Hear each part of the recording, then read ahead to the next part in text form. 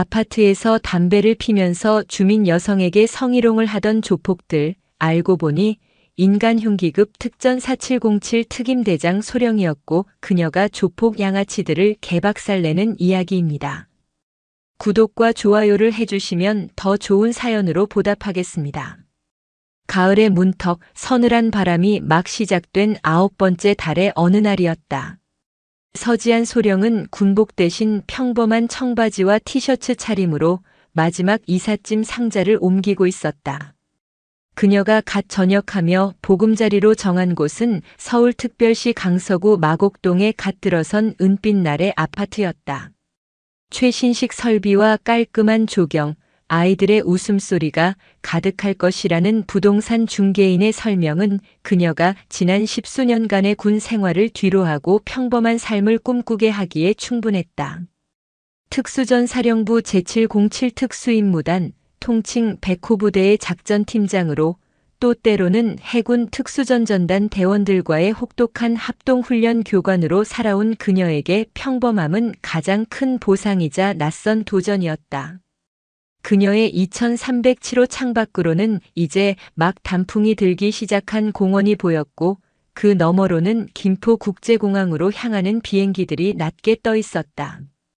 굉음마저 평화롭게 느껴지는 오후였다. 짐 정리를 대강 마치고 땀을 씻어내기 위해 욕실로 향하던 그녀의 귀에 창문 틈으로 무언가 불쾌한 소음이 스며들었다. 날카로운 욕설과 천박한 웃음소리, 그리고 여러 남자의 목소리가 뒤섞여 아파트 단지의 고요함을 깨고 있었다. 아, 씨발. 담배 하나 더 가져와봐. 형님, 여기 바람 좋지 않습니까? 아주 그냥 우리 아지트 삼으면 딱이겠습니다. 서지아는 무심코 창밖을 내다보았다. 아파트 1층 공동현관 앞 아이들이 뛰어놀아야 할 화단 옆 벤치에 문신을 드러낸 건장한 사내 대여섯이 진을 치고 있었다. 그들은 보란듯이 담배를 피워댔고 바닥에는 이미 여러 개의 담배꽁초와 맥주캔이 널브러져 있었다. 아파트 주민들은 그들을 애써 외면하며 종종 걸음으로 현관을 드나들었다.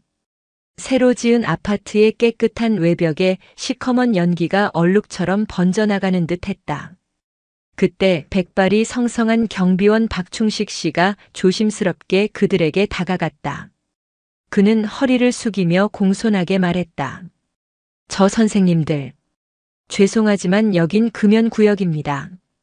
아이들도 많이 다니는 곳이라 부디 안쪽 흡연구역을 이용해 주시면 감사하겠습니다. 사내들 중 가장 덩치가 크고 험상궂은 인상의 남자가 경비원을 위아래로 훑어보았다. 그의 팔뚝에는 성난 불곰의 얼굴이 새겨져 있었다. 마동철, 이 일대 유흥가를 중심으로 세력을 키우고 있는 신흥 조직의 우두머리였다. 영감님, 우리가 뭘 어쨌다고. 그냥 바람 좀 쐬는 거 아냐? 그리고 이 아파트, 우리가 지어준 건설사에서 일 좀 받아 하는 거 몰라? 우리가 여기 주인이나 마찬가지야, 주인. 마동철이 비웃으며 담배 연기를 박충식 씨의 얼굴에 대고 내뿜었다. 옆에 있던 부하들이 낄낄거리며 맞장구를 쳤다. 주인은 무슨. 나이도 어린 양반들이 어른한테 말버릇이 그게 뭐야. 박충식 씨가 분개했지만 돌아온 것은 모욕적인 폭언이었다. 어른? 야, 영감. 요즘 세상에 나이가 벼슬이야? 쥐꼬리만 한 월급 받으면서 여기서 굽실거리는 주제에. 한 번 더 짖어봐. 그 잘난 주둥이를 틀어막아 줄 테니까. 마동철의 험악한 말에 박충식 씨의 얼굴이 하얗게 질렸다. 주민들은 누구 하나 나서는 이 없이 못 본 척 고개를 돌리거나 서둘러 엘리베이터에 몸을 실었다. 그때였다. 거기 아파트 관리 규약 제7조 사망 위반입니다. 맑고 단호한 목소리가 그들 사이에 끼어들었다. 마동철과 그 일당, 그리고 박충식 씨의 시선이 일제히 소리가 난 곳으로 향했다. 방금 이사를 마친 서지안이 팔짱을 낀 채 그들을 똑바로 바라보며 서 있었다. 그녀의 눈빛에는 두려움이나 망설임이 조금도 없었다. 마동철의 눈이 흥미롭다는 듯 가늘어졌다. 그는 서지안의 머리부터 발끝까지 노골적으로 훑어내렸다. 오호라, 웬 아가씨가. 이사 첫날부터 깡이 좋네. 근데 아가씨, 우리가 뭘 위반했다고? 아파트 단지 내 지정된 흡연 구역 외에서의 흡연 및 음주 행위 금지. 또한 입주민에게 불안감을 조성하는 고성방가 및 위협적 언행 금지. 더 설명이 필요합니까?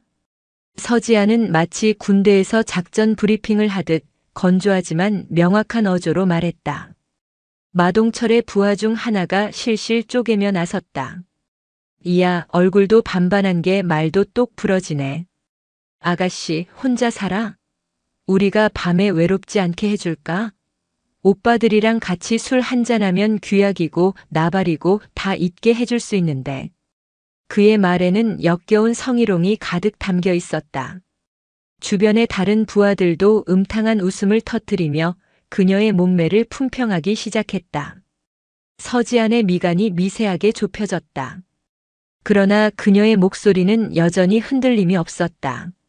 성희롱 발언 잘 들었습니다.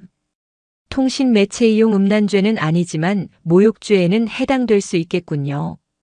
지금 당장 그 자리에서 담배 끄고 쓰레기 수거해서 지정된 장소로 이동하십시오. 1분 드립니다. 그녀의 당당한 태도에 마동철의 심기가 뒤틀렸다.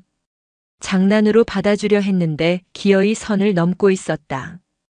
야, 이 씨발년이 진짜. 너 내가 누군지 알아? 여기서 내년 팔다리 하나 분질러놔도 아무도 뭐라고 못해. 마동철이 자리에서 일어나 서지안에게 한 걸음 다가섰다. 그의 거대한 그림자가 그녀를 덮쳤다. 하지만 서지안은 눈 하나 깜빡하지 않았다. 오히려 그녀는 아주 미세하게 몸의 중심을 낮추었다. 오랜 훈련으로 다져진 즉각적인 전투 준비 태세였다. 당신이 누군지 관심 없습니다.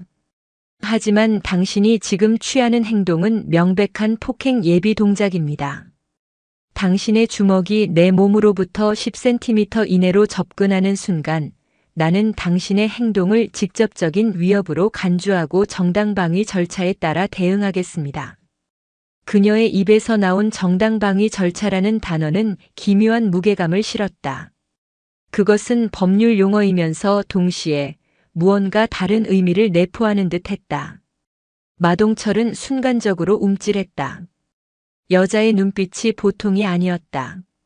살면서 수많은 사람을 협박하고 위협해봤지만 이런 종류의 눈빛은 처음이었다.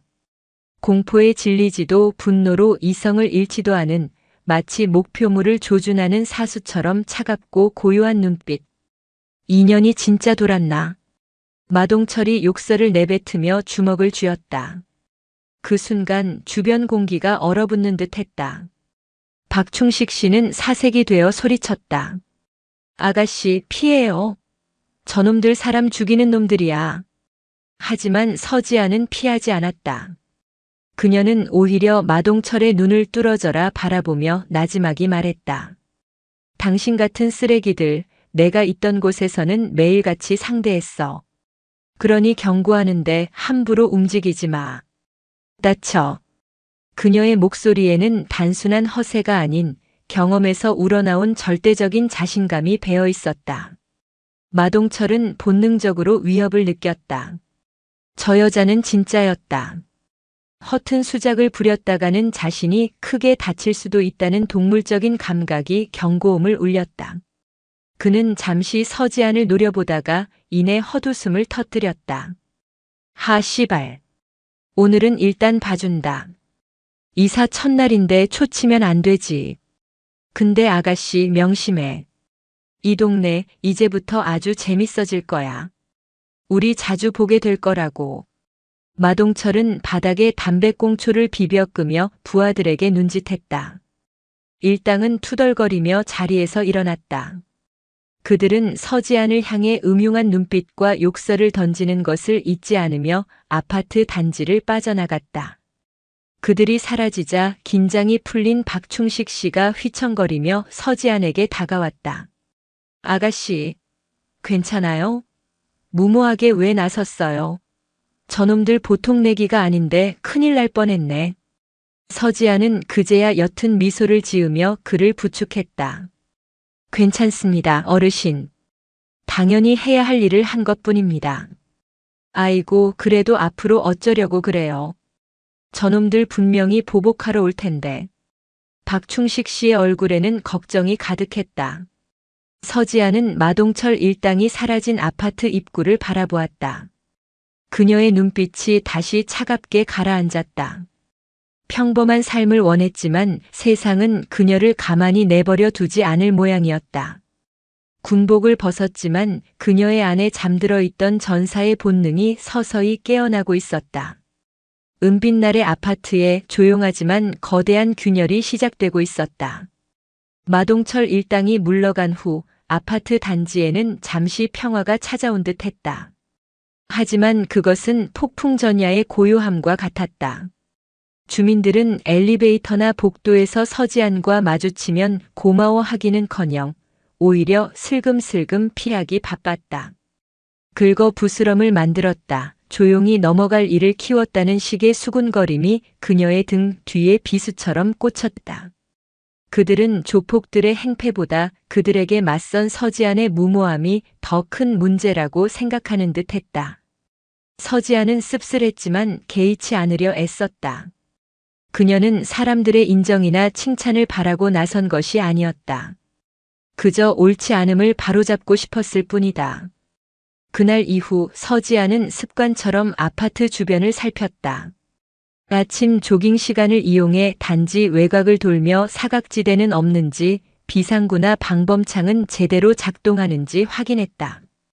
그것은 707 특임단 시절 작전 지역에 투입되기 전 지형과 환경을 숙지하던 버릇이었다. 그녀의 눈에는 평범한 아파트 단지가 하나의 거대한 작전 구역처럼 보였다. 적의 예상 침투로 아군의 방어 거점, 그리고 보호해야 할 민간인들. 며칠이 지난 늦은 밤 박충식 씨의 예언은 현실이 되었다. 밤 10시가 넘은 시간 아파트 전체가 잠들 준비를 하는 그때 굉음과 함께 오토바이 여러 대가 단지 안으로 난입했다. 헬멧도 쓰지 않은 마동철의 부하들이었다.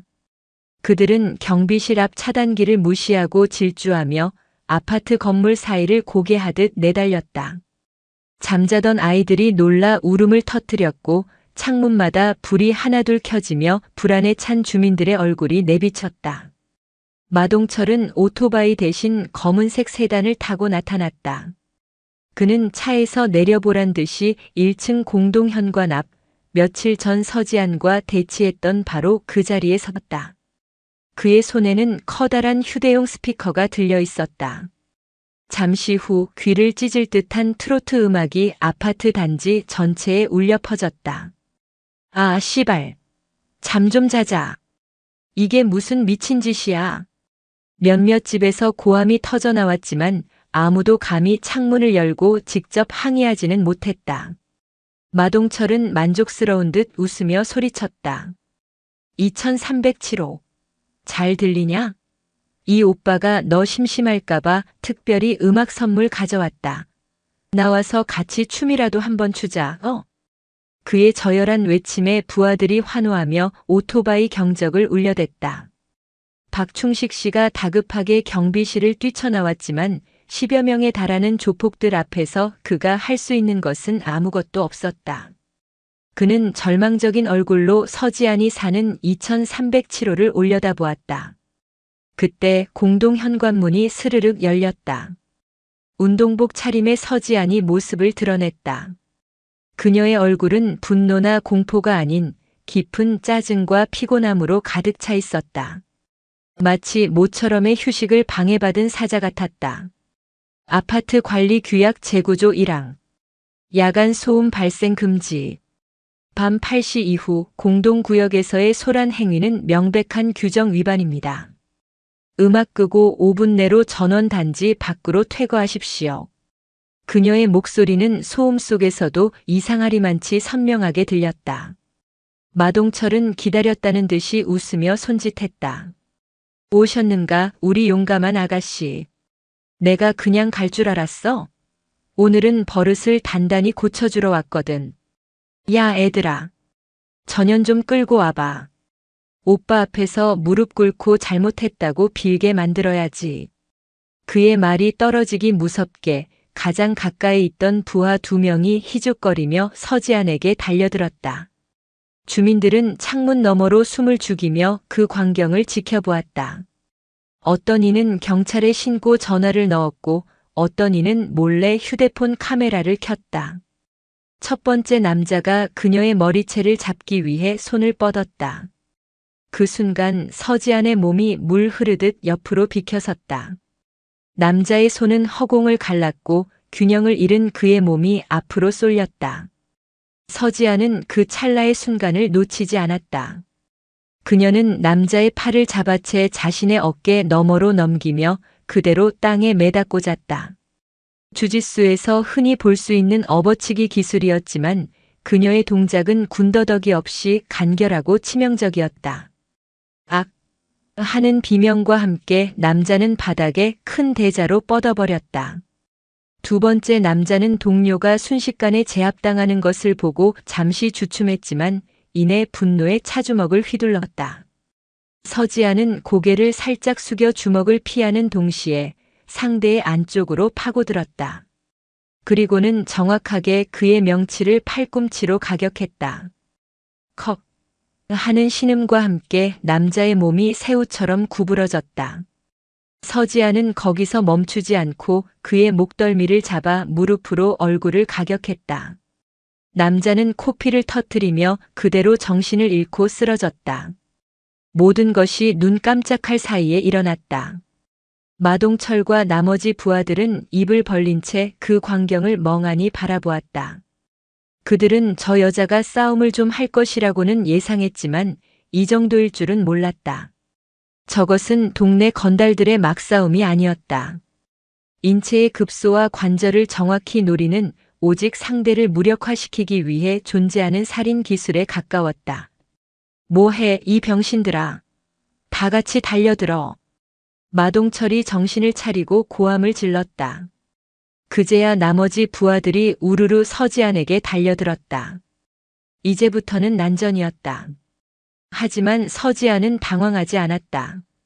그녀는 마치 훈련이라도 하듯 침착하게 자신을 중심으로 원을 그리며 움직였다. 해군 특수전전단과의 연합훈련에서 배웠던 다수의 적을 상대하는 근접 전투 기술이 몸에 배어 있었다. 그녀는 가장 먼저 위협이 되는 상대를 식별하고 최소한의 움직임으로 최대의 효과를 냈다. 손날로 목을 치고 발로 무릎 관절을 걷어차고 팔을 꺾어 무력화시켰다. 그녀의 움직임은 잔혹할 정도로 효율적이었다. 비명과 신음이 아파트 단지에 울려 퍼졌고 건장한 사내들이 하나둘씩 힘없이 쓰러져 나갔다. 창문 너머로 이 모든 것을 촬영하던 주민들의 손이 떨렸다. 그들은 지금 믿을 수 없는 광경을 목격하고 있었다. 가녀려 보이기만 했던 한 여성이 마치 영화의 한 장면처럼 10여 명에 달하는 조직 폭력배들을 맨몸으로 제압하고 있었다. 마지막 남은 부하까지 손목이 꺾인 채 바닥을 구르자 이제 남은 것은 마동철 혼자였다. 그는 믿을 수 없다는 표정으로 자신의 부하들이 널브러져 있는 모습을 보다가 이내 시선을 서지안에게 고정했다. 그의 얼굴에서 장난기는 완전히 사라져 있었다. 대신 그 자리에는 독사와 같은 살기가 번뜩였다. 너 대체 정체가 뭐야? 서지안은 땀 한 방울 흘리지 않은 얼굴로 그를 마주 보았다. 말했잖아. 당신 같은 쓰레기들 지겹도록 상대했다고. 그 순간 멀리서 경찰차의 사이렌 소리가 들려왔다. 주민 중 누군가의 신고가 접수된 모양이었다. 마동철은 욕설을 씹어뱉으며 바닥에 침을 뱉었다. 오늘 일 절대로 그냥 안 넘어가. 내가 무슨 수를 써서라도 너를 이 아파트에서 아니, 이 땅에서 못 살게 만들어줄 테니까. 두고 봐, 시발년. 그는 마지막 협박을 남기고 자신의 차에 올라타 쏜살같이 단지를 빠져나갔다. 남겨진 것은 고통에 신음하는 그의 부하들과 싸늘한 표정의 서지안, 그리고 충격과 경외에 휩싸인 채 창밖을 내다보는 수많은 주민들의 눈동자뿐이었다. 보복의 그림자는 생각보다 훨씬 더 추악하고 끈질긴 형태로 그녀에게 다가오고 있었다. 경찰이 도착했을 때 현장은 그야말로 아수라장이었다. 바닥에 쓰러져 신음하는 조폭들과 그 가운데 홀로 우뚝 서 있는 서지안. 출동한 경찰들은 처음에는 상황을 이해하지 못하고 그녀마저 경계했다. 하지만 곧이어 주민들이 찍은 여러 개의 휴대폰 영상이 증거로 제출되면서 상황은 명확해졌다. 명백한 조폭들의 야간 소란 행위 및 폭행 시도, 그리고 그에 대한 서지안의 정당 방위였다. 마동철의 부하들은 모두 연행되었고 서지안은 간단한 조사를 받은 뒤 귀가 조치되었다. 그날 밤 아파트 온라인 커뮤니티는 폭발했다. 서지안이 조폭들을 제압하는 영상이 여러 개 올라왔고 순식간에 수백 개의 댓글이 달렸다. 처음에는 그녀의 용기를 칭송하고 통쾌하다는 반응이 줄을 이루었다.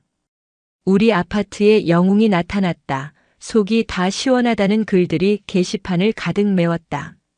박충식 경비원은 서지안을 찾아와 눈물을 글썽이며 몇 번이고 고맙다고 머리를 조아렸다. 하지만 그 영광은 길지 않았다. 마동철은 호락호락한 인물이 아니었다. 그는 다음 날 아침 국내 굴지의 법무법인 서광의 변호사와 함께 경찰서에 나타났다. 그리고는 서지안을 일방적인 집단 폭행죄로 고소했다. 그는 자신이 서지안에게 이사 축하 인사를 건네러 갔을 뿐인데 다짜고짜 그녀가 시비를 걸고 무자비한 폭력을 행사했다고 주장했다. 연행되었던 부하들도 모두 입을 맞춘 듯 동일한 진술을 했다. 말도 안 되는 소리. 주민들이 찍은 영상이 다 있는데. 서지안의 항변의 담당 형사는 난처한 표정을 지었다. 영상은 저희도 확인했습니다. 하지만 상대 측 변호사가 교묘하게 편집된 아파트 주차장 입구 CCTV 영상을 증거로 제출했습니다. 그 영상에는 서지안 씨가 먼저 그들을 도발하는 듯한 모습과 일방적으로 폭행하는 장면만 담겨 있습니다. 주민들이 찍은 영상은 어두운 밤에 멀리서 찍은 것이라 법적 증거 능력이 떨어진다고 주장하고 있고요. 마동철이 아파트 관리사무소까지 손을 써서 CCTV 원본을 조작한 것이었다. 더욱 기가 막힌 일은 그 다음에 벌어졌다. 유일한 목격자인 박충식 경비원이 진술을 번복한 것이다. 그는 경찰서에 와서 밤이 어두워 상황을 제대로 보지 못했고 싸움이 어떻게 시작되었는지는 잘 모르겠다고 말을 바꿨다. 서지안은 박충식 씨를 찾아갔다. 그는 그녀의 얼굴을 마주치지 못하고 고개를 떨구었다. 어르신, 대체 왜 사실대로만 말씀해 주시면 되는데 왜 그러셨어요? 박충식 씨는 떨리는 목소리로 겨우 입을 열었다. 미안하오, 아가씨 정말 미안하오. 하지만 어젯밤에 그놈들이 우리 손주 녀석 학원까지 찾아왔었소. 학원비를 대신 내주겠다며 앞으로 말 조심하지 않으면 무슨 일이 생길지 모른다는 협박을 하고 갔소. 나 하나야 어찌 되든 상관없지만 애꿎은 손주 녀석까지 다치게 할 수는 없지 않소. 정말 미안하오. 그의 눈가에 맺힌 눈물은 진심이었다. 서지안은 더 이상 그를 다그칠 수 없었다. 그녀는 무력감에 주먹을 꽉 쥐었다. 적은 생각보다 훨씬 더 비열하고 교활했다. 상황은 급속도로 악화되었다. 마동철은 이제 서지안 개인뿐만 아니라 아파트 주민 전체를 상대로 괴롭힘을 시작했다. 배달 오토바이 행렬을 시켜 하루 종일 아파트 경적을 울리게 하고 주차장 입구를 차로 막아 출퇴근길을 방해했다. 심지어 아이들이 노는 놀이터 주변을 어슬렁거리며 위협적인 분위기를 조성했다. 주민들의 여론은 하루아침에 뒤바뀌었다. 영웅이라 칭송하던 목소리는 온데간데 없고 모든 원망의 화살이 서지안에게로 향했다. 온라인 커뮤니티에는 그녀를 비난하는 글들이 쏟아졌다. 서지안 씨 때문에 이게 무슨 고생입니까? 그냥 좋게 사과하고 끝낼 것이지. 혼자 사는 여자가 왜 이렇게 드센지 모르겠네. 조용히 이사 가면 안 되나요? 우리 아이들이 무서워서 밖에 나가지도 못해요. 전부 2307호 여자 때문이야. 입주자 대표까지 그녀를 찾아와 아파트의 평화를 위해 마동철에게 사과하고 합의해 줄 것을 종용했다. 며칠 전까지만 해도 그녀 덕분에 안전을 되찾았다고 기뻐하던 사람들이 이제는 그녀를 아파트의 암적인 존재처럼 취급했다. 정의를 위해 싸운 대가는 끔찍한 고립과 배신감이었다. 서지아는 처음으로 깊은 회의감에 빠졌다. 내가 과연 옳은 일을 한 것일까? 군대에서는 목표가 명확했다. 적과 아군이 분명했고 임무를 완수하면 그만이었다. 하지만 이 사회라는 전쟁터는 훨씬 더 복잡하고 지저분했다. 선의는 오해받고 진실은 왜곡되며 다수는 자신의 안위를 위해 기꺼이 소수의 희생을 강요했다. 그녀가 모든 것을 포기하고 싶을 만큼 지쳐갈 무렵 현관문 아래로 작은 쪽지 하나가 들어왔다. 떨리는 글씨체로 쓰인 박충식 씨의 쪽지였다. 정말 미안하오. 내가 너무 비겁했소. 하지만 아가씨가 틀리지 않았다는 것만은 알아주시오. 그리고 그날 밤 익명으로 올라온 커뮤니티의 글 하나가 그녀의 마음을 흔들었다. 모두가 서지한 씨를 비난하고 있군요. 하지만 한번 생각해 봅시다. 그분이 아니었다면 우리는 지금도 아파트 입구에서 담배 피우고 술 마시는 조폭들을 보며 우리 아이들이 그 옆을 지나갈 때마다 가슴 졸이며 살아야 했을 겁니다. 그분은 우리 모두를 대신해서 총대를 맨 것입니다. 우리가 해야 할 일은 그분을 비난하는 것이 아니라 그분 곁에서 함께 싸워주는 것이 아닐까요? 이 아파트의 주인은 조폭이 아니라 바로 우리 입주민들입니다. 그 글에는 수많은 반박 댓글이 달렸지만 몇몇 주민들이 조심스럽게 동조의 뜻을 표하기 시작했다. 아주 작지만 변화의 불씨가 살아나고 있었다. 그리고 다음 날 엘리베이터 앞에서 한 중년 여성이 그녀에게 말을 걸어왔다. 18층에 사는 오민혜 씨였다. 저 2307호 맞으시죠? 드릴 말씀이 있어요. 오민혜 씨는 자신의 집으로 서지안을 안내했다. 그리고는 떨리는 목소리로 자신의 이야기를 꺼내놓았다. 얼마 전 그녀의 여고생 딸이 학원을 마치고 밤늦게 귀가하던 길에 마동철 일당에게 붙잡혀 길을 막고 희롱을 당했다는 것이었다. 아이가 너무 무서워해서 경찰에 신고도 못하고 가슴앓이만 하고 있었다고 했다. 서지한 씨가 처음 그들과 맞서는 모습을 보고 정말 감사하고 죄송했어요. 저도 용기를 냈어야 했는데 제 딸 같은 아이들이 더는 그런 일을 당하지 않게 하기 위해서라도 이대로 물러서면 안 된다고 생각해요. 제가 도울게요. 저도 같이 싸우겠습니다. 오민혜 씨의 눈에는 눈물이 고여 있었지만 그보다 더 강한 결의가 담겨 있었다. 서지아는 그녀의 손을 가만히 마주 잡았다. 혼자가 아니었다. 비록 지금은 거대한 벽에 부딪힌 것처럼 외롭고 힘들지만 이 거짓의 덫을 걷어내고 진실을 밝힐 수만 있다면 그녀의 눈에 다시 백호 부대 작전팀장 시절의 강인한 빛이 돌아오기 시작했다. 싸움은 이제부터 시작이었다. 세상은 서지안을 고립시켰지만 바로 그 고립이 그녀 안에 잠들어 있던 야성을 깨웠다. 특수부대에서의 생존 원칙 제1조는 고립되었을 때 스스로 활로를 개척하라는 것이었다. 오민혜라는 첫 번째 동지, 그리고 박충식 씨의 양심 고백과 익명의 응원글이라는 작은 불씨. 서지아는 이 작은 불씨들을 모아 거대한 횃불을 만들기로 결심했다. 그녀는 더 이상 수세에 몰린 피해자가 아니었다. 이제부터는 능동적으로 판을 짜는 지휘관이었다. 그녀는 가장 먼저 오민혜 씨와 함께 아파트 단지 내에 신뢰할 수 있는 인물들을 물색하기 시작했다.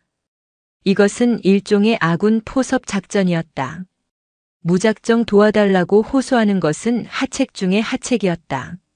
사람들은 이익이 없으면 움직이지 않고 명분이 없으면 단결하지 않으며 확신이 없으면 행동하지 않는다. 서지아는 지난 며칠간 온라인 커뮤니티의 모든 글과 댓글을 분석하며 주민들의 성향을 파악했다. 미네 씨, 1301호에 사는 김민준 씨라고 아세요? 며칠 전 제 편을 들어주는 익명의 글을 썼던 사람 같아요. 제가 IP 추적은 못하지만 그가 쓴 다른 글들의 논조나 어투를 분석해보면 거의 확실해요. 직업은 IT 개발자 같고 논리적이고 정의감이 있는 성향입니다. 우리에게 꼭 필요한 사람이에요. 서지안의 분석에 오민혜는 감탄했다. 그녀는 그저 감정적으로 분노하고 있었을 뿐 이렇게 체계적으로 상황을 분석할 생각은 하지 못했다. 다음 날 두 사람은 김민준 씨의 집을 찾아갔다.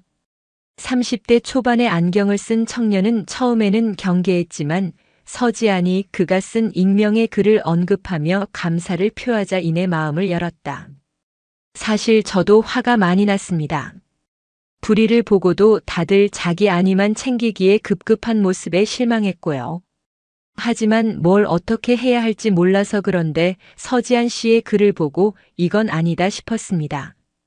그가 말한 서지안의 글은 어젯밤 그녀가 오민혜, 그리고 김민준과 논의하여 커뮤니티에 올린 장문의 호소문이었다. 그 글은 감정에 호소하는 대신 철저히 데이터와 논리에 기반했다. 은빛날의 아파트 입주민 여러분께 구합니다. 첫째, 현재 벌어지고 있는 조직폭력배의 행패는 단순히 한 개인의 문제가 아니라 우리 모두의 자산 가치와 직결된 문제입니다. 단지 내 조폭 출몰 아파트라는 오명이 붙는 순간 우리 아파트의 시세는 최소 1억 원 이상 하락할 것이면 전세 기피 현상으로 이어질 것입니다. 둘째, 이것은 우리 아이들의 안전에 대한 직접적인 위협입니다. 지금 우리가 침묵한다면 그들은 놀이터와 복도를 자신들의 안방처럼 활보할 것이며 언젠가 제2, 제3의 오민혜 씨 따님과 같은 피해자가 나오지 않으리란 보장이 없습니다. 셋째, 그들의 목적은 단순한 행패가 아닐 가능성이 높습니다. 그들은 태산건설과 연관이 있다는 소문이 있습니다. 만약 이것이 사실이라면 이것은 아파트의 중대한 하자를 덮으려는 시도일 수 있습니다. 우리의 침묵은 건설사의 책임을 면제해주고 우리의 권리를 포기하는 행위입니다. 저는 여러분께 저를 위해 싸워달라고 하지 않겠습니다. 다만 여러분의 재산과 여러분의 자녀, 그리고 여러분의 권리를 위해 함께 일어서 주십시오.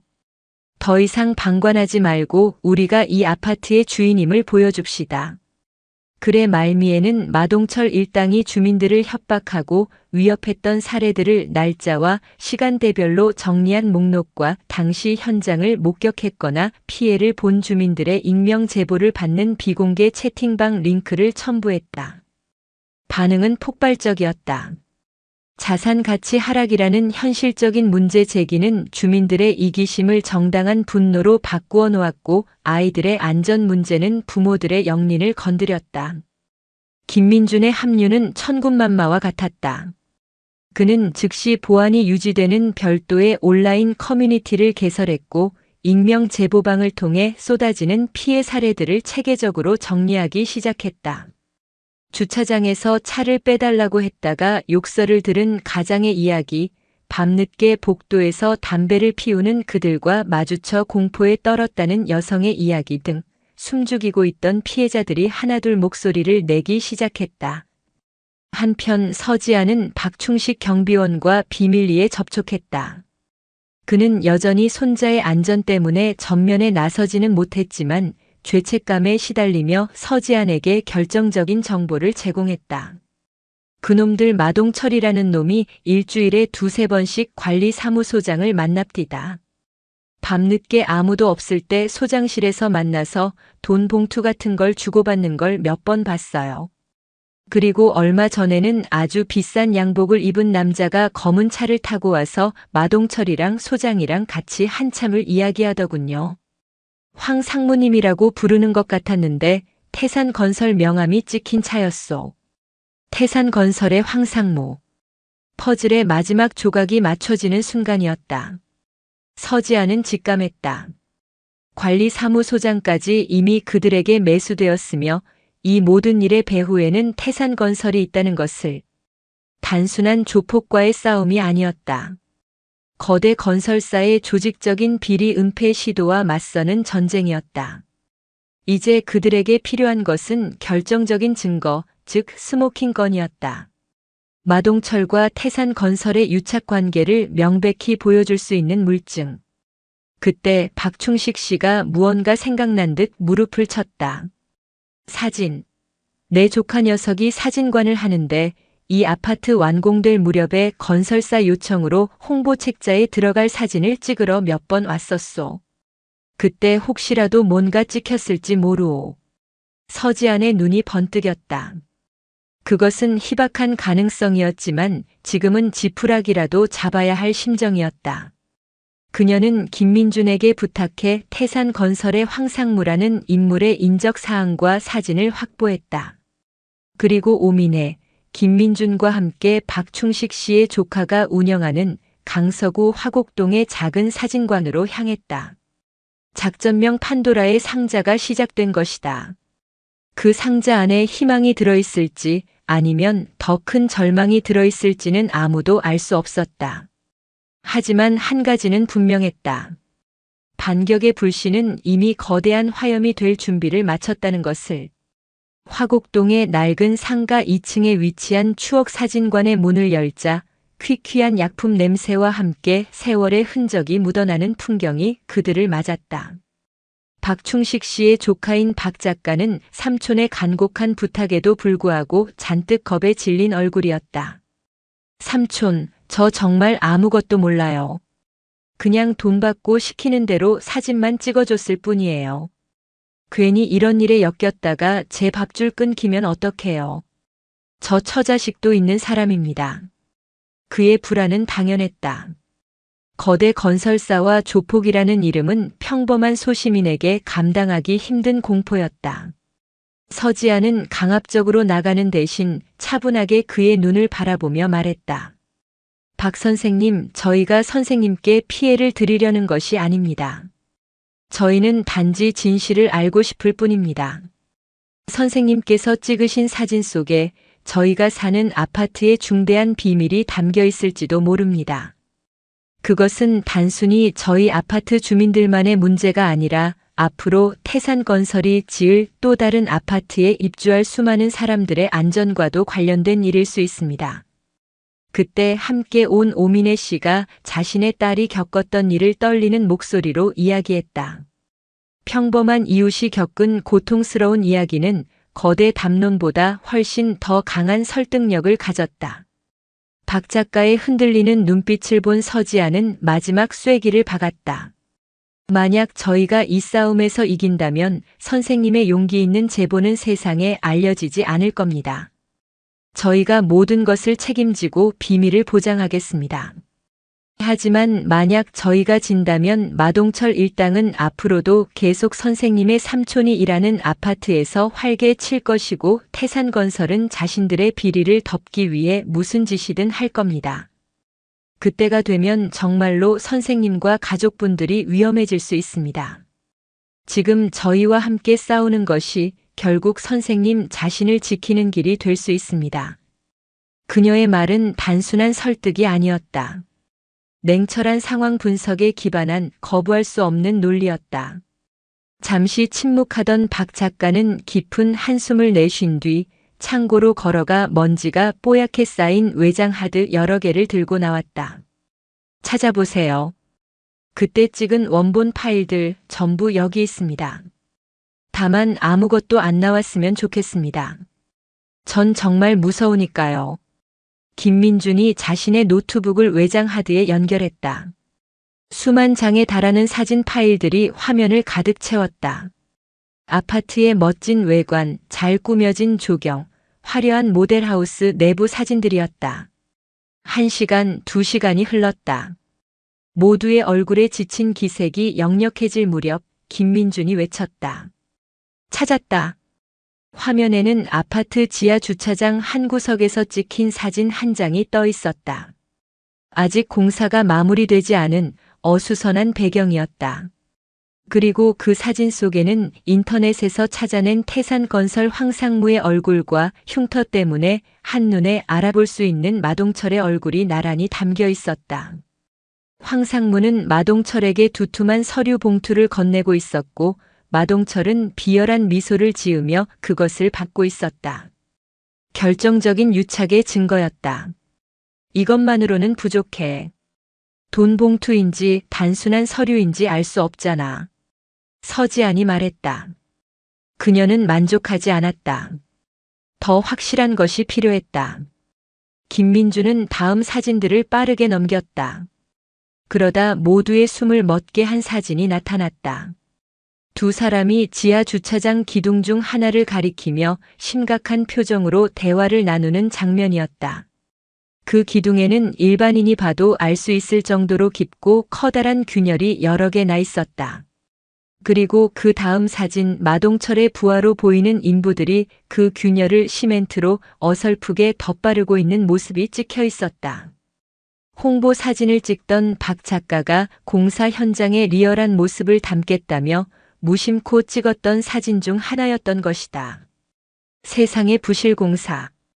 오민혜 씨의 입에서 탄식이 터져 나왔다. 그것은 단순한 부실공사가 아니었다. 건물의 하중을 지탱하는 가장 중요한 기둥에 발생한 균열. 태산건설은 이 사실을 은폐하기 위해 마동철을 고용했고 마동철은 입주민들의 불만을 잠재우고 하자가 공식적으로 문제 제기되는 것을 막기 위해 폭력과 협박을 동원했던 것이다. 그들이 지키려 했던 것은 아파트의 평화가 아니라 언제 무너질지 모르는 시한폭탄 같은 비밀이었다. 서지아는 온몸에 소름이 돋는 것을 느꼈다. 이것은 이제 정의의 문제가 아니라 수백 세대, 1000명에 가까운 입주민들의 생존 문제였다.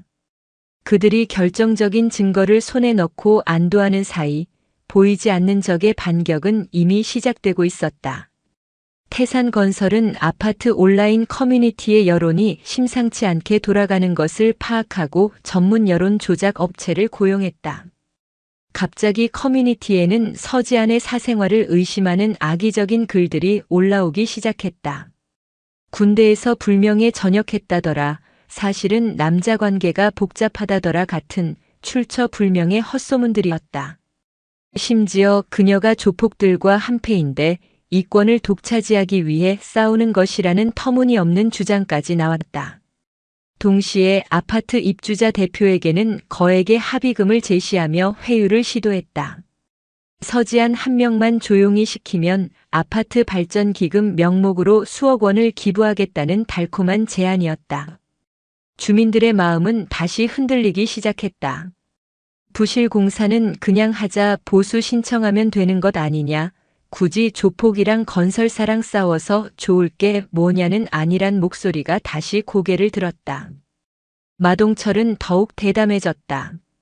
그는 한밤중에 서지안의 집 현관문 앞까지 찾아와 도어락을 부술듯이 걷어차며 소리쳤다.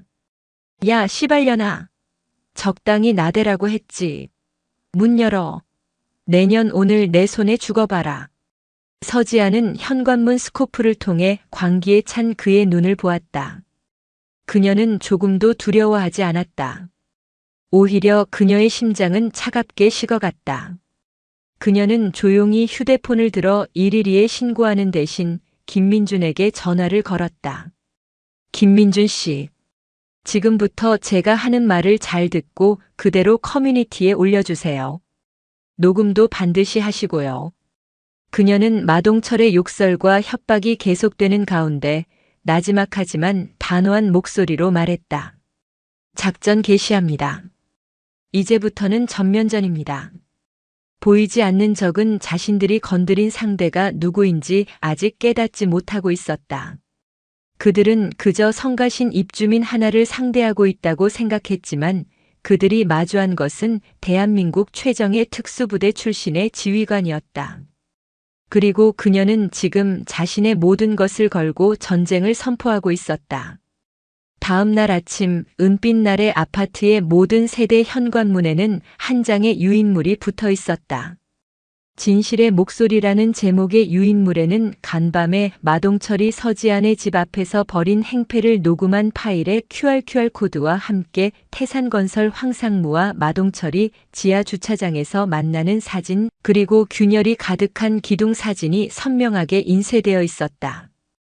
여러분이 잠든 사이 2307호에서는 전쟁이 벌어졌습니다. 태산건설이 숨기려 했던 진실은 바로 우리의 생명입니다. 유인물의 마지막에는 오늘 저녁 8시 중앙광장에서 아파트의 미래를 결정할 긴급 주민 총회를 개최합니다. 라는 문구가 적혀 있었다. 서지안과 동지들이 밤새 준비한 결과물이었다. 온라인 여론전만으로는 부족했다.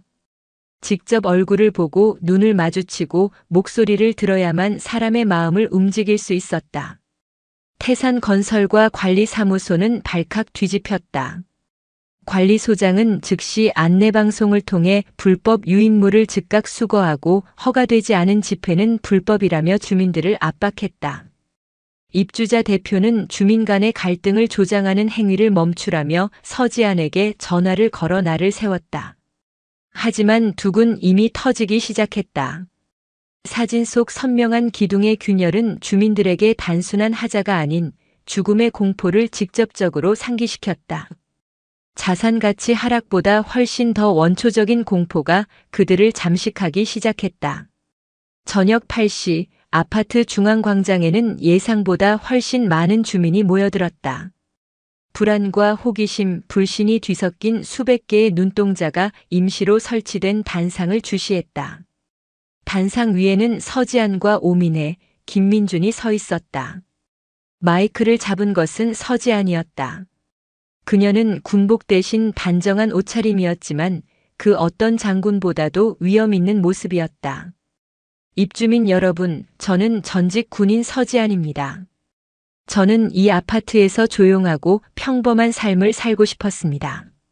하지만 저는 지금 제 목숨뿐만 아니라 우리 모두의 목숨을 위협하는 보이지 않는 적과 싸우기 위해 이 자리에 섰습니다. 그녀는 감정에 호소하지 않았다. 준비해온 자료들을 스크린에 띄우며 하나하나 논리적으로 설명하기 시작했다. 마동철 일당의 최초 행패부터 태산건설과의 유착관계, 그리고 결정적인 증거인 부실공사 사진까지. 그녀의 설명은 군더더기 없이 명료했고 목소리에는 흔들림 없는 확신이 담겨 있었다. 태산건설은 이 사실을 덮기 위해 조폭을 고용해 우리를 협박했고 돈으로 관리사무소와 입주자 대표를 매수하려 했습니다. 그리고 여론을 조작해 진실을 말하는 저를 파렴치한으로 몰아갔습니다. 이것이 우리가 마주한 진실입니다. 우리가 발 딛고 서 있는 이 땅 아래 시한폭탄이 묻혀 있다는 사실입니다. 주민들 사이에서 웅성거림이 파도처럼 번져나갔다. 그때 입주자 대표가 단상으로 뛰어 올라와 마이크를 빼앗았다. 여러분, 저 여자의 선동에 속지 마십시오. 저 사진이 조작된 것일 수도 있고 설령 사실이라도 건설사와 대화로 풀면 됩니다. 이렇게 일을 크게 벌이면 우리 아파트 이미지만 나빠지고 집값만 떨어질 뿐입니다. 그의 외침에 일부 주민들이 동조하며 고개를 끄덕였다. 바로 그때였다. 광장 한쪽에서 누군가 흐느끼는 소리가 들려왔다. 마이크를 잡은 것은 오민혜 씨였다. 대화로 풀자고요. 제 딸이 밤길에서 그놈들에게 붙잡혀 무서움에 떨고 있을 때 당신들은 어디서 무엇을 했습니까? 집값이 떨어질까봐 내 아이가 겪은 고통을 외면하는 것이 옳은 일입니까? 이 아파트가 수십억짜리 금괴로 만들어졌다고 해도 내 딸의 눈물 한 방울보다 소중하지 않습니다. 이 아파트는 우리 가족이 행복하게 살아야 할 집이지 당신들이 투기 노름하는 장난감이 아니란 말입니다. 그녀의 절규는 많은 부모의 심금을 울렸다. 분위기가 순식간에 반전되었다. 마지막으로 마이크를 잡은 것은 김민준이었다. 그는 떨리는 목소리로 하지만 또렷하게 말했다. 저는 사실 겁이 많습니다. 그래서 처음엔 익명으로 숨어서 글만 썼습니다. 하지만 서지안 씨와 오민혜 씨를 보며 부끄러워졌습니다. 그래서 오늘 저는 제 모든 것을 걸고 한 가지 제안을 하려고 합니다. 그는 자신이 접촉한 한 언론사의 이름을 밝혔다. 탐사보도로 유명하지만 거대 자본에 휘둘리지 않는 꿋꿋한 인터넷 언론사였다. 이 언론사에서 우리 아파트 문제를 집중 취재하기로 약속했습니다. 지금 이 순간에도 기자 한 분이 저 뒤에서 모든 것을 지켜보고 있습니다. 우리가 여기서 하나 된 목소리를 낸다면 우리의 싸움은 더 이상 이 아파트 단지 안에 갇히지 않을 겁니다. 세상이 우리를 주목하게 될 겁니다. 태산건설도 마동철도 더는 우리를 함부로 대하지 못할 겁니다. 그의 말이 끝나자 군중 속에서 누군가 박수를 치기 시작했다. 박수 소리는 점차 커져 광장 전체를 뒤흔드는 함성이 되었다. 공포와 이기심에 억눌려 있던 정의감이 세 사람의 진심 어린 용기에 응답하여 마침내 폭발한 것이다.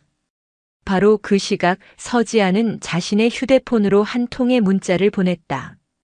수신인은 서울지방경찰청 광역수사대의 최민준 경감.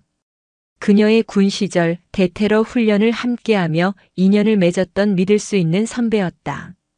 선배님 서지안입니다. 거대한 범죄 조직의 증거를 확보했습니다. 이제 때가 된 것 같습니다. 여론이라는 가장 강력한 무기를 손에 넣고 사법 시스템이라는 든든한 아군을 움직이기 시작했다. 은빛날의 아파트 중앙광장에서 시작된 작은 외침은 이제 거대한 태풍이 되어 부패한 권력의 심장을 향해 돌진하기 시작했다. 전쟁의 승패는 아직 알 수 없었지만 그들은 가장 중요한 고지를 점령하는 데 성공했다. 바로 사람들의 마음이었다. 주민총회의 함성이 채 가라앉기도 전인 다음 날 새벽 대한민국은 은빛날의 아파트의 이름으로 들끓기 시작했다. 김민준이 접촉했던 인터넷 탐사보도 전문 매체 진실의 창에서 내보낸 기사는 온라인 세상을 그야말로 초토화시켰다. 단독 대한민국 1군 건설사 태산, 조폭동원에 아파트 중대하자 은폐 붕괴 위험까지라는 자극적이면서도 명백한 사실에 기반한 헤드라인은 순식간에 모든 포털 사이트의 메인 화면을 장식했다. 기사에는 서지안 팀이 제공한 모든 자료가 담겨 있었다. 황상무와 마동철의 밀회 사진, 시멘트로 덧칠해 놓은 기둥의 균열 사진, 그리고 간밤에 주민총회에서 터져나온 오민혜 씨의 절규와 서지안의 논리정연한 고발 영상까지 첨부되었다. 파급력은 상상을 초월했다. 관련 기사에는 수만 개의 댓글이 달렸고 청와대 국민청원 게시판에는 태산건설에 대한 특별 감사를 청원합니다라는 글이 올라와 1시간 만에 수만 명의 동의를 얻었다. 태산건설의 주가는 개장과 동시에 폭락하기 시작했다. 그룹 총수까지 직접 나서서 긴급 대책 회의를 소집했다. 위기관리팀은 즉각 반박 보도 자료를 냈지만 그 내용은 너무나 상투적이었다. 악의적인 허위 사실 유포에 깊은 유감을 표하며 해당 언론사와 관련자들에게 모든 민영사상 책임을 묻겠다는 협박에 가까운 내용이었다. 하지만 한번 터져나온 판도라의 상자 앞에서 그러한 협박은 오히려 불에 기름을 붓는 격이었다. 같은 시각 서지안의 문자를 받은 서울지방경찰청 광역수사대의 최민준 경감은 조금의 망설임도 없이 수사 개시를 명령했다. 광역수사대는 일반 경찰서와 차원이 다른 조직이었다. 거대 조직 범죄와 기업 비리를 전문적으로 다루는 경찰의 최정의 칼날이었다. 최 경감은 서지안의 군 시절 인품과 능력을 익히 알고 있었기에 그녀가 증거를 확보했다고 말했을 때 그것이 단순한 심증이 아님을 직감했다. 오전 10시 정각 수십 명의 광역수사대 형사들이 2개의 팀으로 나뉘어 은빛날의 아파트 관리사무소와 강남에 위치한 태산건설 본사를 동시에 급습했다. 압수수색 영장입니다. 협조해 주시죠. 라는 말과 함께 들이닥친 형사들 앞에 관리소장과 태산건설 직원들은 속수무책이었다. 컴퓨터 하드디스크와 회계장부 내부 결제 서류들이 상자에 담겨 실려나갔다. 텔레비전 뉴스에서는 이 장면을 속보로 긴급 타전했다.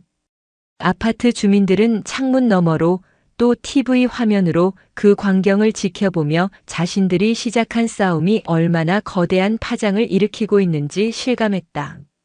상황이 최악으로 치닫자 태산건설의 황상무는 마지막 카드를 꺼내 들었다. 그는 비밀리에 마동철을 불러냈다. 상황이 이렇게까지 됐는데 뭐하고 있었어? 돈만 처먹고 일 처리 하나 제대로 못해. 황상무의 질책에 마동철은 오히려 비웃음을 날렸다. 상무님, 이제 와서 나한테 화풀이 하시면 곤란하죠. 이 판은 상무님이 짠 거 아닙니까? 이제 와서 꼬리 자르기 할 생각이라면 이 마동철이가 그렇게 호락호락하지 않습니다. 두 사람 사이에는 이제 갑을 관계가 아닌 공멸할 수도 있다는 위기감만이 감돌았다. 그래서 어쩔 셈이야.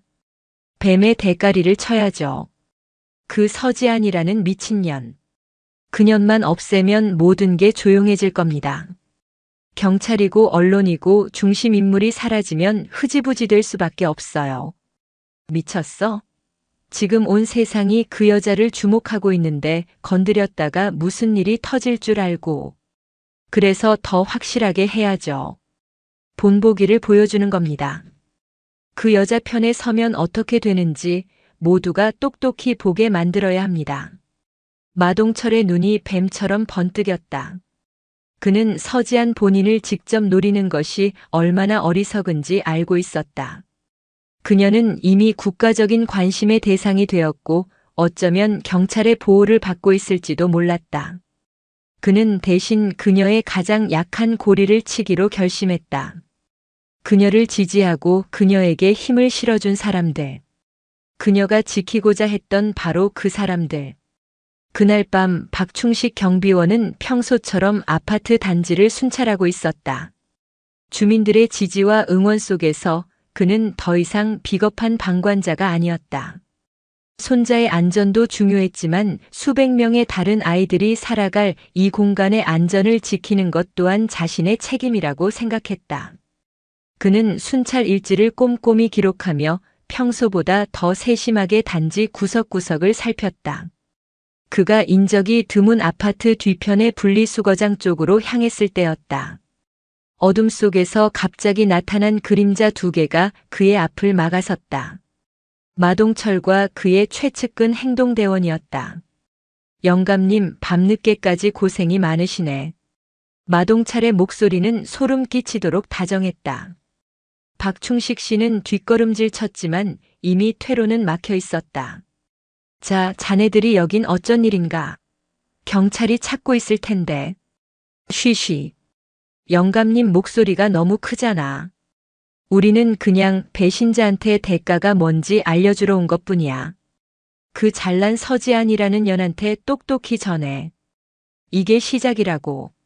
마동철의 말이 끝나기가 무섭게 행동대원의 묵직한 주먹이 박충식 씨의 복부를 강타했다. 억하는 신음과 함께 노인의 몸이 힘없이 쓰러졌다. 하지만 그들의 폭행은 거기서 멈추지 않았다. 그들은 쓰러진 노인을 향해 무자비한 발길질을 퍼부었다. 뼈가 부러지는 섬뜩한 소리와 고통에 찬 신음이 어두운 밤 공기를 갈랐다. 주둥이 함부로 놀린 죄, 그리고 우리 심기를 불편하게 한 죄다. 알겠냐, 영감? 마동철은 마지막으로 노인의 얼굴에 침을 뱉고는 어둠 속으로 유유히 사라졌다. 잠시 후 순찰 시간이 지나도 돌아오지 않는 박충식 씨를 이상하게 여긴 동료 경비원에 의해 그는 발견되었다. 피투성이가 된 채 간신히 숨만 붙어 있는 그의 모습은 처참했다. 판도라의 상자가 열린 대가는 생각보다 훨씬 더 잔혹하고 끔찍했다. 그것은 단순한 비리의 폭로가 아니었다. 벼랑 끝에 몰린 짐승들이 벌이는 피비린내 나는 최후의 발악을 예고하는 서막이었다. 박충식 씨가 중환자실에 입원했다는 소식은 아파트 커뮤니티를 통해 순식간에 퍼져나갔다.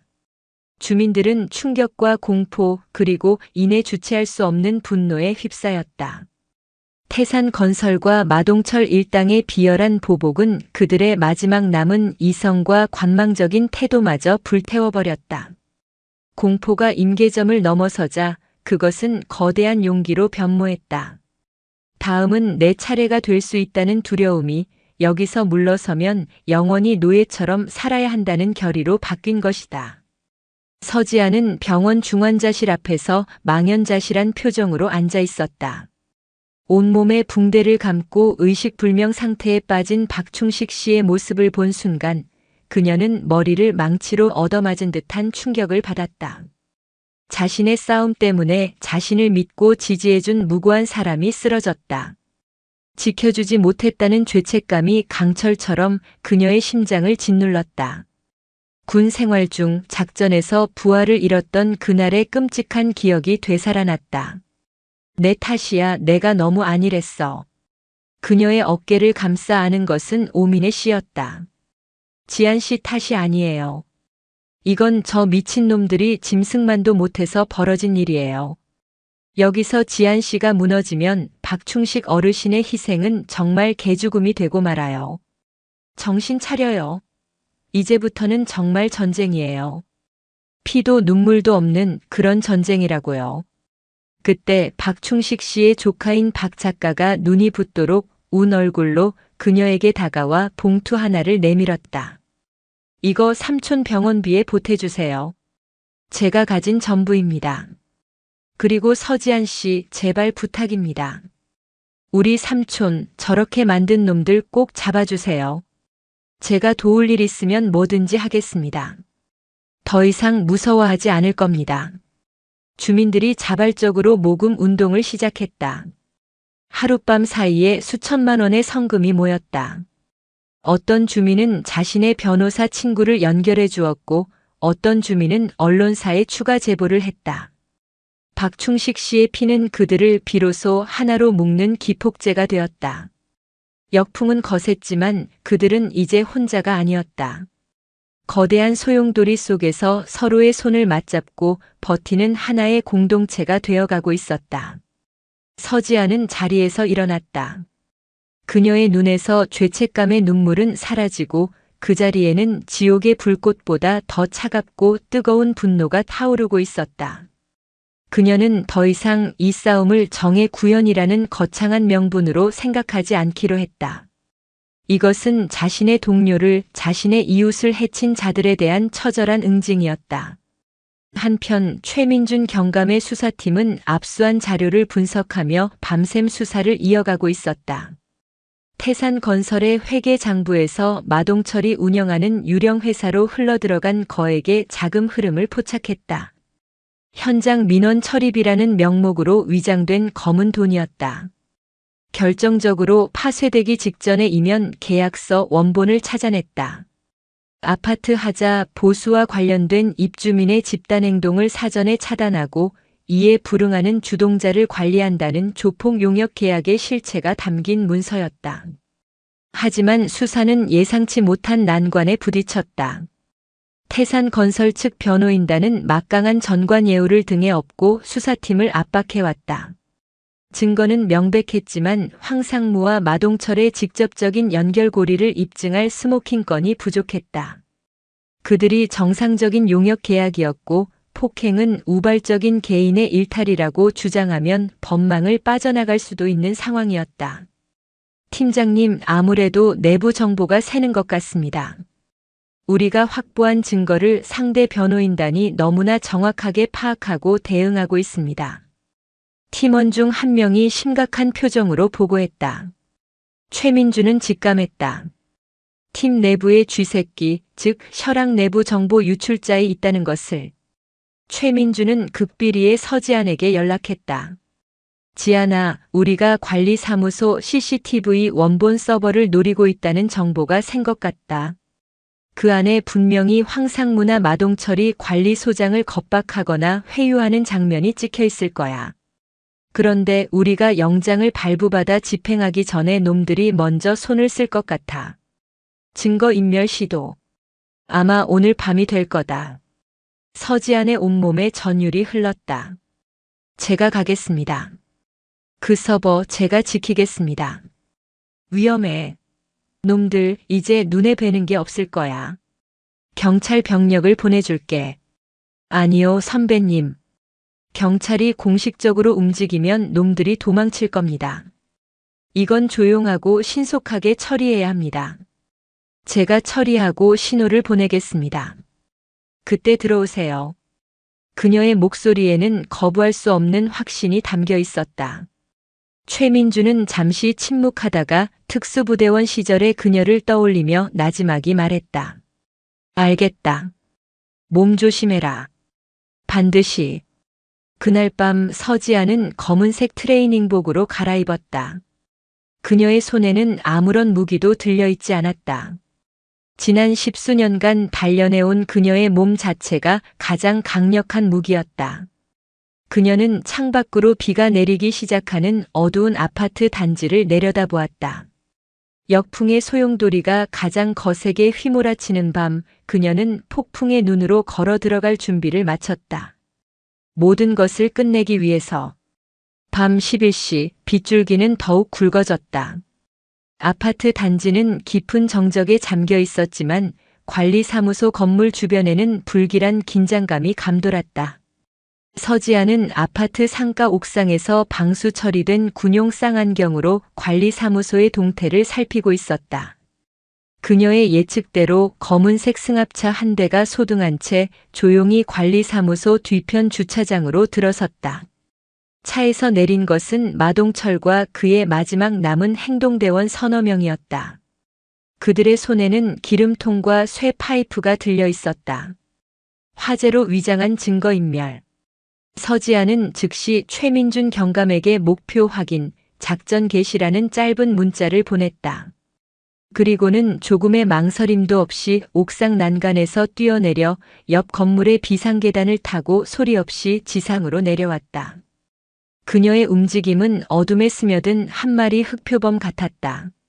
마동철 일당은 능숙하게 관리사무소의 자물쇠를 부수고 안으로 침입했다. 그들은 곧장 서버실과 문서 보관실에 기름을 뿌리기 시작했다. 모든 것을 불태워 흔적조차 남기지 않을 작정이었다. 마동철이 라이터를 켜든 순간이었다. 그 손 그대로 멈춰. 어둠 속에서 울려 퍼진 차가운 목소리에 마동철의 손이 허공에서 굳었다. 입구 쪽 어둠에 익숙해진 그의 눈에 한 여자의 실루엣이 들어왔다. 서지안이었다. 이 씨발년이 여기까지 기어들어와? 잘됐다. 여기서 같이 태워 죽여주마. 마동철의 고함과 함께 부하들이 일제히 쇠 파이프를 들고 서지안에게 달려들었다. 좁은 복도에서의 난투. 서지안에게는 오히려 유리한 상황이었다. 그녀는 가장 먼저 달려드는 남자의 쇠 파이프를 왼팔로 막아내는 동시에 오른손으로는 그의 눈을 찔렀다. 비명과 함께 남자가 주춤하는 사이 그녀는 그의 몸을 방패 삼아 다른 이들의 공격을 피했다. 그리고는 쇠 파이프를 빼앗아 들고 한치의 망설임도 없이 다른 놈의 무릎 관절을 내리쳤다. 둔탁한 파열음과 함께 남자가 쓰러졌다. 순식간에 두 명을 제압한 그녀의 모습에 나머지 부하들이 겁을 먹고 주춤거렸다. 그때 마동철이 소화기를 집어들어 그녀의 머리를 향해 집어 던졌다. 서지아는 몸을 날려 피했지만 그 바람에 자세가 흐트러졌다. 마동철은 그 틈을 놓치지 않고 짐승처럼 달려들어 그녀를 덮쳤다. 두 사람의 몸이 뒤엉켜 바닥을 굴렀다. 마동철의 완력은 상상을 초월했다. 그는 서지안의 목을 조르며 광기 어린 웃음을 터뜨렸다. 내가 말했지 내 손에 죽게 될 거라고. 숨이 막혀오고 시야가 흐려졌다. 하지만 서지아는 포기하지 않았다. 그녀는 필사적으로 손을 뻗어 바닥에 떨어진 쇠 파이프를 잡았다. 그리고는 마지막 남은 힘을 다해 마동철의 옆구리를 가격했다. 악! 하는 비명과 함께 그의 손에서 힘이 풀렸다. 서지아는 그 순간을 놓치지 않고 그의 몸 아래에서 빠져나와 곧바로 관절 기술로 그의 팔을 등 뒤로 꺾어버렸다. 내 놈은 법의 심판을 받기 전에 박충식 어르신께 용서를 빌어야 할 거다. 그녀가 마동철을 완전히 제압한 순간 밖에서 요란한 사이렌 소리와 함께 수십 명의 발소리가 들려왔다. 최민준 경감과 광역수사대 팀원들이었다. 꼼짝 마. 모두 무기 버리고 엎드려. 형사들이 순식간에 남아있던 조폭들을 제압했다. 최민준은 불이 붙기 직전에 기름통과 라이터를 보며 안도의 한숨을 내쉬었다. 그는 땀과 피로 범벅이 된 서지안에게 다가왔다. 괜찮아? 무모한 짓이었어. 결과가 좋으면 된 겁니다. 서지안은 가쁜 숨을 몰아쉬며 서버실을 가리켰다. 형사들은 곧장 서버를 확보했다. 그리고 그 안에는 모두가 찾던 결정적인 영상이 고스란히 담겨 있었다.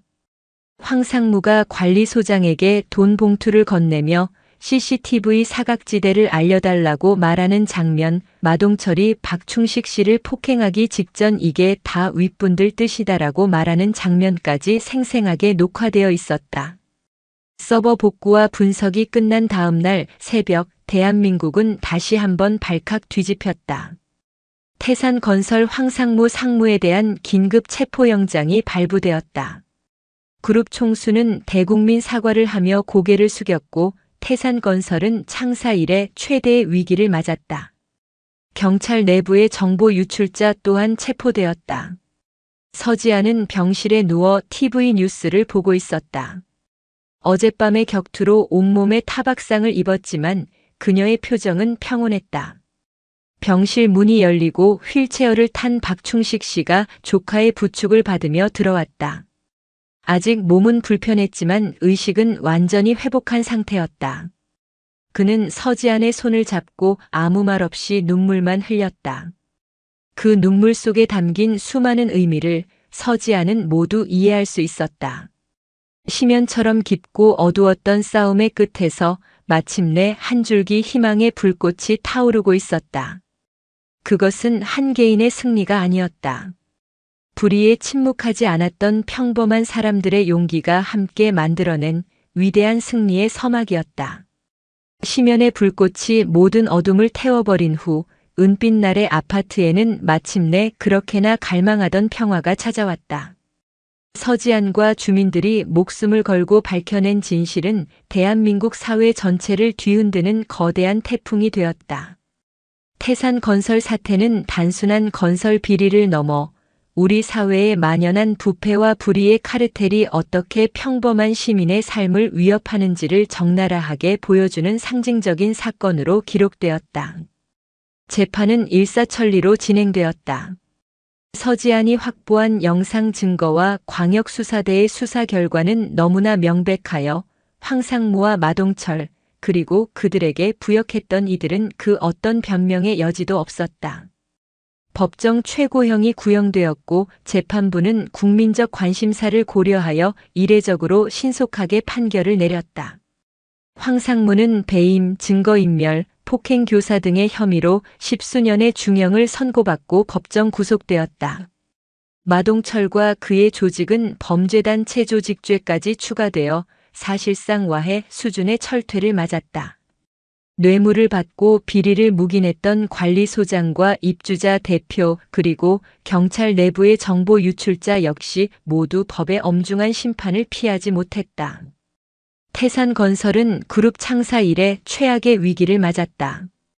그룹 총수는 직접 대국민 사과 기자회견을 열어 고개를 숙였고 은빛날의 아파트에 대한 전면적인 안전 진단과 완벽한 보강 공사 그리고 입주민들에 대한 정신적, 물질적 피해 보상을 약속했다. 전국에 있는 태산건설의 다른 아파트 현장들 역시 특별 안전 점검에 들어갔고 수많은 부실 시공 사례가 추가로 드러나며 그들의 명성은 땅에 떨어졌다. 한 개인의 용기에서 시작된 작은 외침이 거대한 부패의 성벽을 무너뜨린 것이다.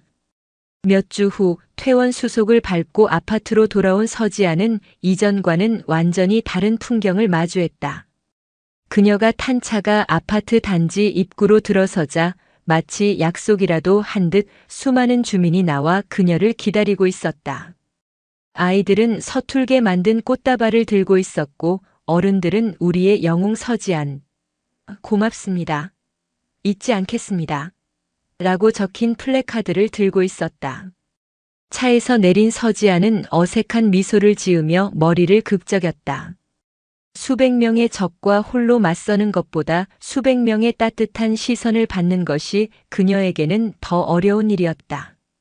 과거 입주자 대표로서 그녀를 비난했던 남자는 깊이 고개를 숙이며 사죄의 말을 전했고 그녀를 못마땅하게 쳐다보던 다른 주민들은 이제 존경과 감사가 가득한 눈빛으로 그녀를 바라보았다. 제가 한 일은 별로 없습니다.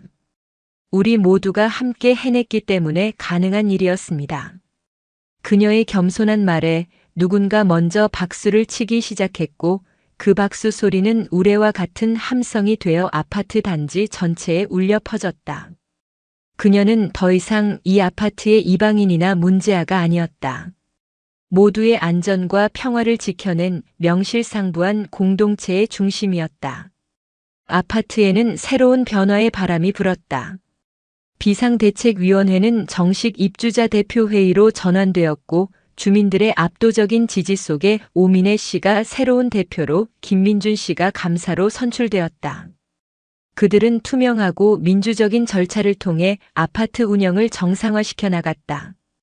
가장 먼저 한 일은 건강을 회복한 박충식 씨를 경비반장으로 특별 임명하고 열악했던 경비원들의 처우를 개선하는 안건을 통과시킨 것이었다.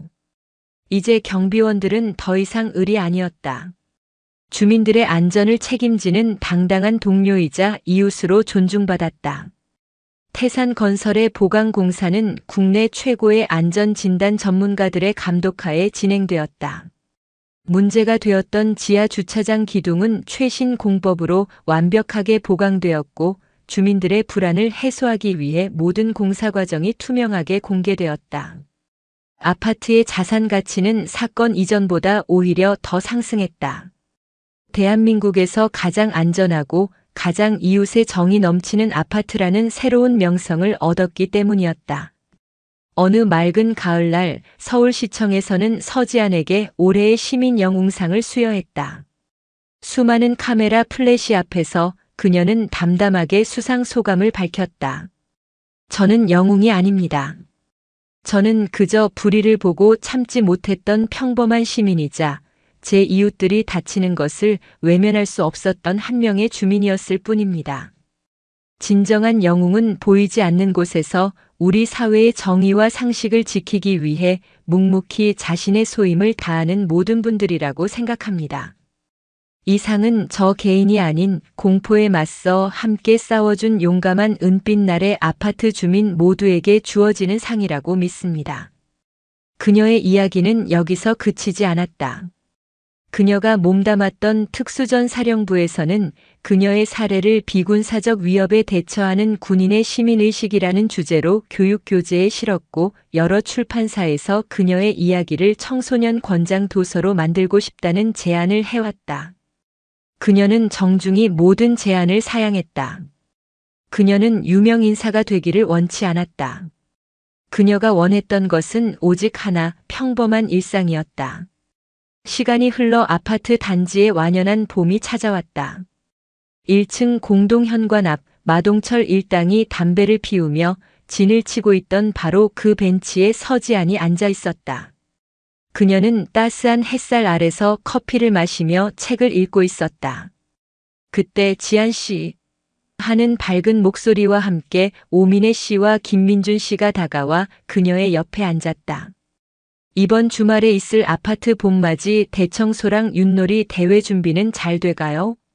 서지안의 물음에 오민혜 대표가 웃으며 답했다. 그럼요. 김민준 감사님이 예산안을 너무 빡빡하게 짜서 좀 힘들긴 하지만요. 그래도 다들 얼마나 적극적으로 참여하는데요.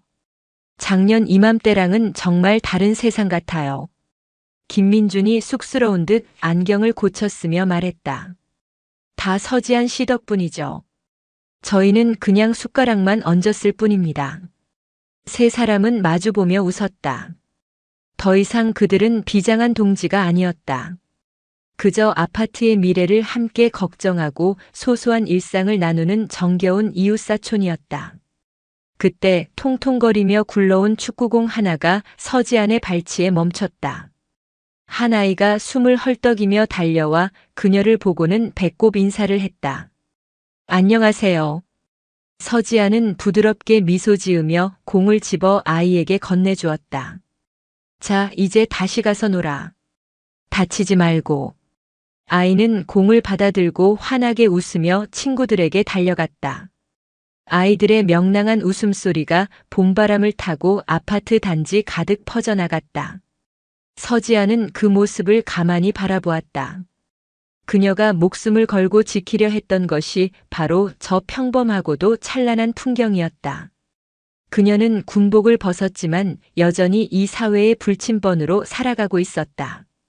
잠들지 않는 눈으로 세상의 어둠을 살피고 도움이 필요한 이웃의 목소리에 귀 기울이는 사람. 더 이상 총과 칼을 들지는 않았지만 그녀의 심장에는 그 어떤 강철보다 단단한 용기와 신념이 살아 숨쉬고 있었다. 은빛 날의 아파트의 평화로운 일상은 계속될 것이고 서지아는 그 안에서 가장 평범하지만 가장 든든한 이웃으로 영원히 함께할 것이다. 오늘도 인생지의 말씀을 잘 들어주셔서 감사합니다.